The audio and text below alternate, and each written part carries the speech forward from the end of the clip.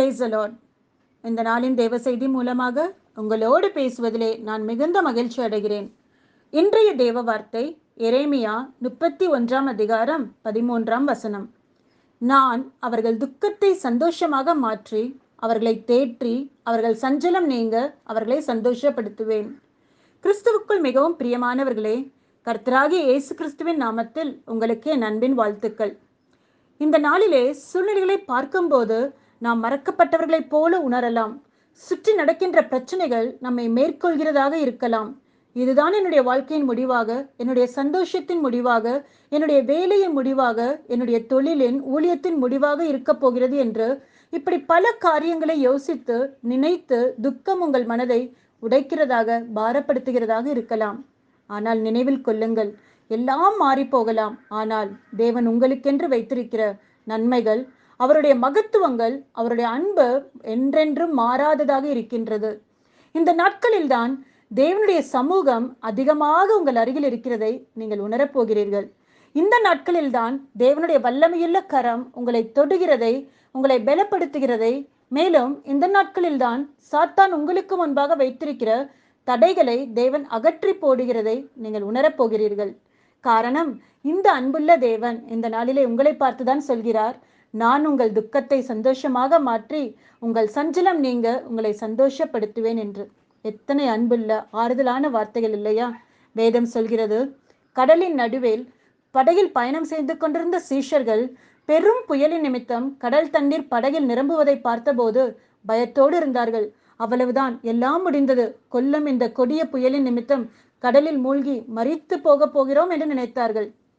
ஆனால் அவர்கள் மத்தியில் இயேசு கிறிஸ்து இருந்தபடியால் அச்சுறுத்தி கொண்டிருந்த காற்றையும் கடலையும் அதட்டி அமைதி உண்டாக்கி சீஷர்களின் துக்கத்தை அந்த நாளிலே சந்தோஷமாக மாற்றினார்.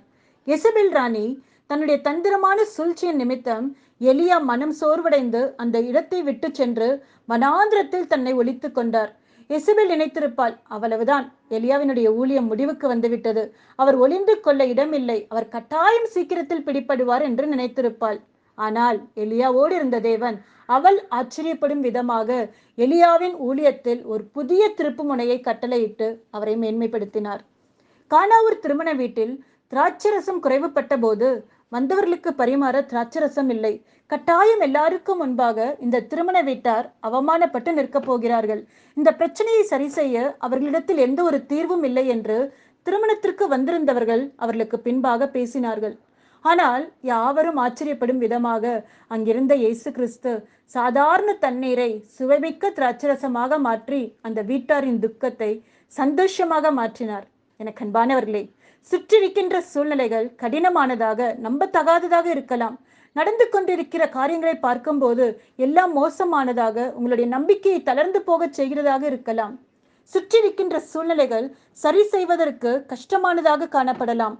சுற்றிருக்கின்ற சூழ்நிலைகள் உங்களுக்கு எதிராக இருக்கலாம். உங்கள் வாழ்க்கையில் குறைவுகள் காணப்படலாம். எல்லாம் முடிந்தது, இனி ஒன்றும் மாறாது என்பது போல காரியங்கள் தெரியலாம். ஆனால் அற்புதமாய் உங்களை நடத்துகிற தேவன் உங்கள் மத்தியில் இருக்கும்போது, உங்களோடு இருக்கும்போது யார் உங்களை தடை செய்ய முடியும்? எது உங்களை தொட முடியும்? எது உங்களை அழித்து போட முடியும்? ஆதலால் தேவனுடைய வாக்குத்தத்தங்களை நம்புங்கள், கர்த்தரிடத்தில் விசுவாசமாயிருங்கள். அவர் நிச்சயமாய் உங்களை துக்கப்படுத்தி கொண்டிருக்கிற காரியங்களை சீக்கிரத்தில் மாற்றி உங்களை சந்தோஷப்படுத்துவார். கர்த்தர் உங்களை ஆசீர்வதிப்பாராக. எனக்கு அன்பானவர்களே, இந்த செய்தி மிகுந்த ஒரு ஆறுதலாக ஆசீர்வாதமாய் இருக்கும் என்று நாங்கள் நம்புகிறோம். சூழ்நிலைகள் மாறலாம், மனிதர்கள் மாறலாம், வாக்கு கொடுத்தவர்கள் வாக்கு மாறி போகலாம். ஆனால் நம்மேல் நினைவாய் இருக்கிற தேவன், நம்மேல் அன்பும் கரிசனமும் உள்ள தேவன், நாம் எதிர்பார்த்த நன்மைகள், நாம் எதிர்பார்க்காத விதத்திலே நம்முடைய கண்ணீரை களிப்பாக மாற்றுவார். நம்மை துக்கப்படுத்துகிற வேதனைகளை அகற்றுவார். சந்தோஷமான நாட்களை நமக்கு முன்பாக வைப்பார். நாம் ஜெபம் செய்யலாமா? கண்களை மூடி ஜெபம் செய்வோம். அன்பும் இரக்கமுள்ள நல்ல தகப்பனே, இந்த வார்த்தைகளை நம்பிக்கையோடு, வேதனையோடு, பாரத்தோடு, கேள்விகளோடு, கலக்கத்தோடு வார்த்தைகளை கேட்டுக்கொண்டிருக்க ஒவ்வொருத்தருடைய கருத்தில் வைக்கிறேன். நம்பினோரை ஒருபோதும் கைவிடாத நம்பர், தம்மை சார்ந்திருக்கிறவர்களை ஒருபோதும் வெட்கப்படுத்தாத தேவன், இந்த நாளில் அவன் மனதில் இருக்கிற சஞ்சலங்களை அறிவர்.